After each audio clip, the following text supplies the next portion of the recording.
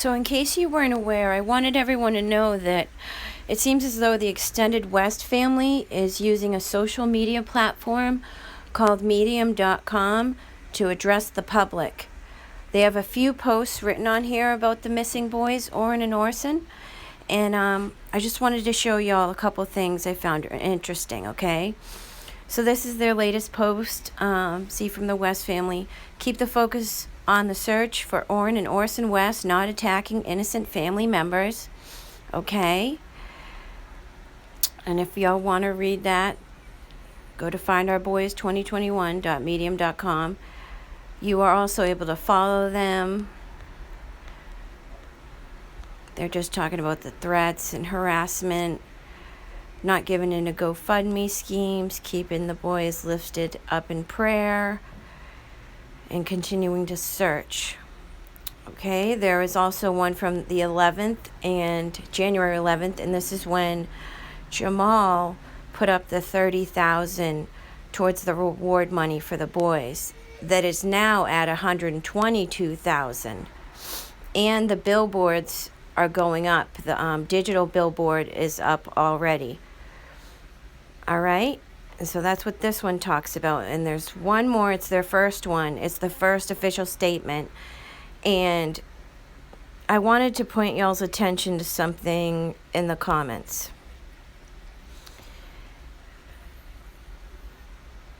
And it's from the West family about a month ago. And they also say the very same thing at the end of their last statement, okay, from 6 days ago. But this is just a lengthier understanding of their statement, part of their statement. This is from January 4th. It's a pinned reply to their first official statement that they wrote. Okay, it says, for the readers of this statement, it is not issued by or on behalf of the adoptive parents. This has been made clear on multiple platforms, so all comments directed at them will not reach them because they had no role in issuing the statement. This is a statement from the grandparents, uncles, and extended family that make up the West and Watkins families who reside in Bakersfield, Los Angeles, Las Vegas, Oakland, and in the states of Texas, Georgia, Florida, Alabama, Maryland, New York, Illinois, and Washington, D.C. We have collectively been effective because there are 6 total children involved that we love. We have been harassed and threatened inappropriately when the responsibility for all the children rests first on the parents, both biological and adoptive. All of the parents, both biological and adoptive, must be fully investigated and held to account for why we are where we are today. The children involved are innocent and did not choose to be in this tragic situation. We as the extended family have done nothing wrong. This is undisputed fact. We have invested heavily in the lives of all the boys. This includes time and resources, and are fully cooperating with law enforcement every step of the way. Our priority is finding the missing boys and bringing the other boys home safely.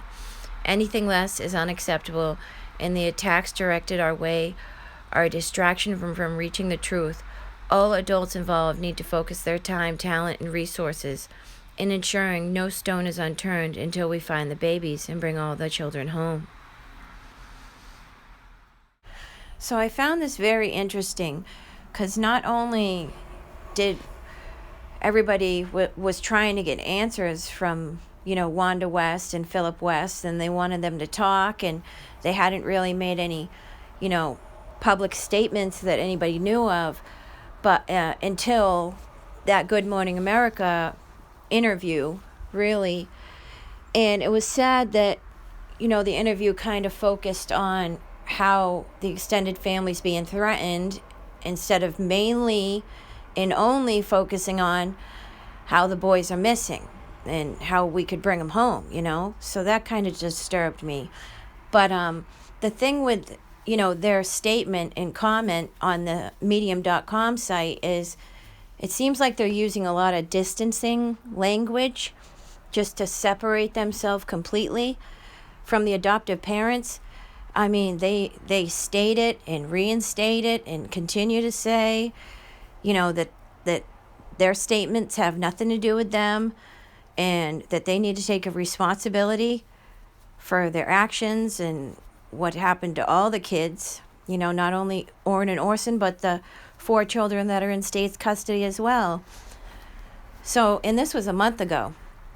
So a lot of distancing language, and I really don't think the extended family has anything to do with it, honestly. I usually don't state my opinions, but thinking about maybe starting to do that. I'm not sure, but we'll see. But yeah, I really don't think that the grandparents had anything to do with it. The main focus in my eyes is on Trezell and Jacqueline. And, you know, I mean, there was a lot of fails, you know. CPS, the BioMom, you know, everybody makes mistakes. Nothing in life is perfect. I understand. But the fact of the matter is that the boys did go missing in Trezell and Jacqueline's care. So anyways, thank you all for listening. Let me know what you think.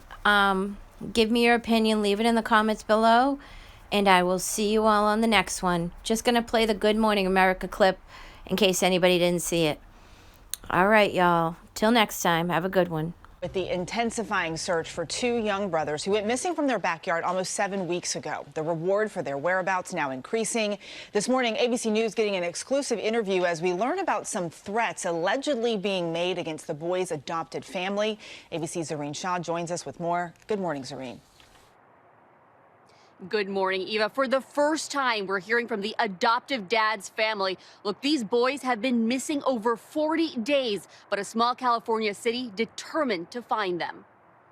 This morning, the family of the adoptive father of the 2 California city brothers who vanished, speaking exclusively to ABC News. I just know that they were really good parents as far as I was concerned. We offered a reward out of our own pockets. That reward for 4-year-old Orrin and 3-year-old Orson increasing to $120,000, contributed by multiple parties. Authorities receiving more than 2,000 tips and using imaging devices at their adoptive parents, Trezell West and his wife Jacqueline's home, to search for the boys. But now the adoptive dad's family says they're targets, not from authorities, but from the public. It is misguided to blame uncles and aunts and grandparents for children who are missing that we love and care about and are trying to find. Right now, there are people outside the home talking about where are the boys. Police have not named any suspects. I'm working so hard, literally day and night, to find these kids.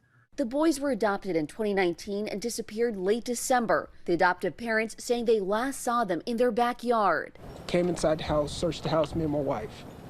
Once that didn't pan out, I got in the van. Neighbor surveillance showing Trezell jumping into that van looking for his boys, the couple then calling police. The chief maintaining hope, but still suspects foul play.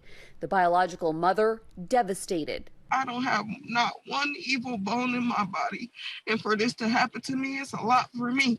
As a community continues holding vigils, the family reminding everyone they are in deep pain too. It's like the people don't realize that we are grieving, we are hurting just like they are. The Wests have 4 other children. They are in protective custody. The chief saying this is protocol because those first 2 kids disappeared under their parents' care. Dan? A wrenching story all the way around. Zoreen, thank you very much.